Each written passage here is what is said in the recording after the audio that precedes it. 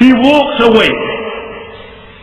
This was the greatest of creation, sallallahu alayhi wa sallam. And look how much love this woman had for the Prophet sallallahu alayhi wa sallam. When they told her that it was the Prophet sallallahu alayhi wa sallam, the narration mentioned أَخَذَهَا كَالْمَوْتِ. It was though as death had descended upon us. And she mentioned, I went to the house of the Prophet sallallahu alayhi wa sallam. And now when I went to the house of the Prophet sallallahu alayhi wa sallam, there were no guards. There was no entourage. And Ibn Hajar rahmatullah alayhi mentions that the reason the Prophet ﷺ didn't want guards and an entourage around him, because this is the sign of worldly kings.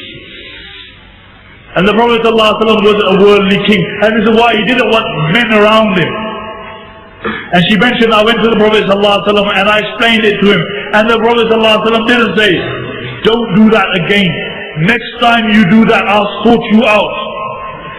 You know, I got men like Umar ibn Khattab around me, Khalid bin Walid. And he didn't say this because the Prophet ﷺ was the wisest of men, and he was the most humblest of men, and he was the greatest of men. And these people were ready to die for the Prophet ﷺ. But this was the humbleness of the Prophet ﷺ.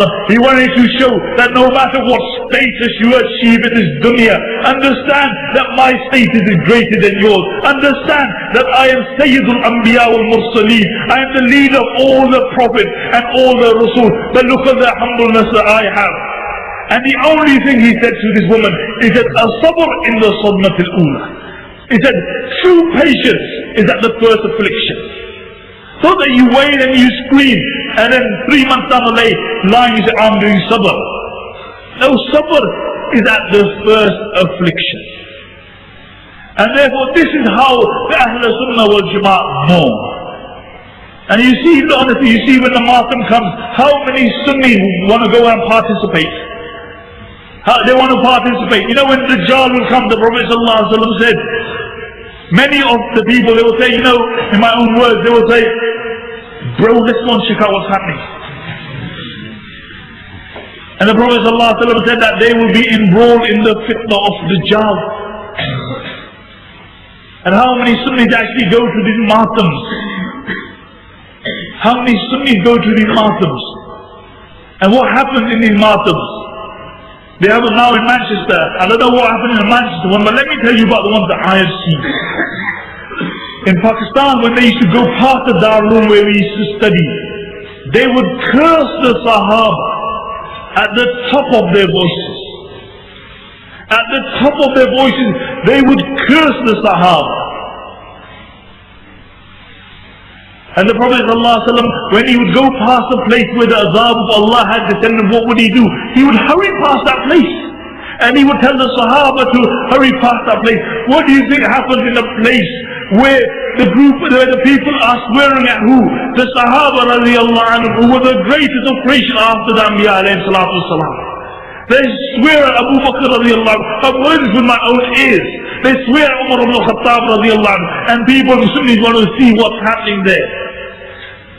See, the Prophet ﷺ said, "Man kathara swada qawmin fahuwa minhum." Whoever increases the numbers of a certain group, then he is from them. Who increases their show and their zenith, he is from them. And therefore, if you participate in a matam, you are performing a haram act. If you want to go to Manchester and see a jalous, you are performing a haram act. And if you go to commendable gathering like this gathering, then you will be rewarded. And this is why when Aisha radiallahu anha wanted to see a group of people performing jihad training, she stood behind the Prophet ﷺ and she watched them perform jihad training. And the Prophet ﷺ allowed her. Why? Because it was a commendable act. But if you see a place where the azab of Allah subhanahu wa ta'ala is being, where the azab of Allah subhanahu wa ta'ala descends, then it is haram.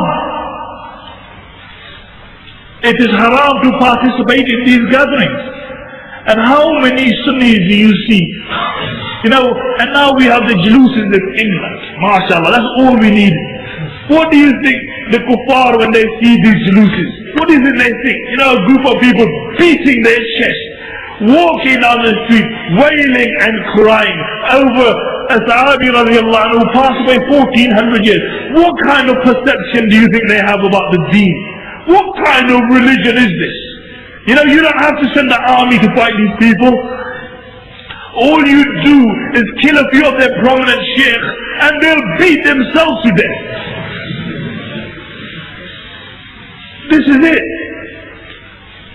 You know, the last thing we need is these kind of things.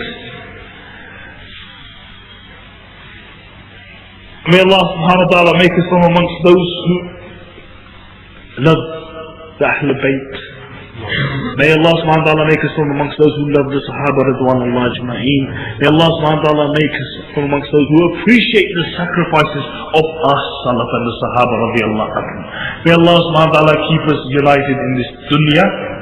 And may Allah subhanahu wa ta'ala reunite us in Jannatul Firdaus. Subhanakallah wa bihamdika nashhadu an la ilaha illa anta wa nastaghfiruka wa natubu ilayk.